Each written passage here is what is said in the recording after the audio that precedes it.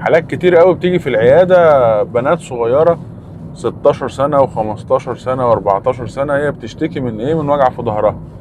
فالام تروح للتفسير السهل اللي هو اصله من قعده التليفون، اصله من مسكه الموبايل. بس بالفحص الطبي لما نشوف البنات دول، بنات وولاد بس في بنات اكتر، نلاقي عندهم اعوجاج في العمود الفقري. فدي رسالة مهمة في الفيديو ده.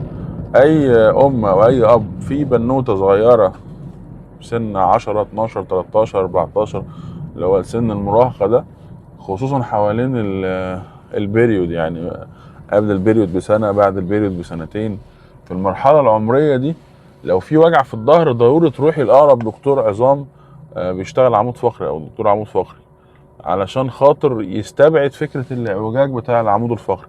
اعوجاج العمود الفقري الغالب فيه بيجي في البنات، الغالب فيه ان هو بيبقى درجات بسيطة، ما بيعوزش العملية. كل ما يتشخص بدري، كل ما بتكون كل ما بيتشخص بدري كل ما بتكون النتيجة ممتازة، غير لما يتشخص متأخر بتبقى كل حاجة صعبة. العلاج صعب، والعلاج الطبيعي صعب، وحتى العملية بتبقى أصعب ونتيجها أسوأ.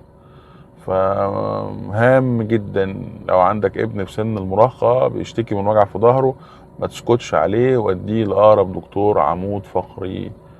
افتكروا دايما ان الامل موجود، وافتكروا دايما ان انتوا هتعيشوا مرة واحدة، نحاول نعيشها بصحة وسعادة قدر الامكان. السلام عليكم.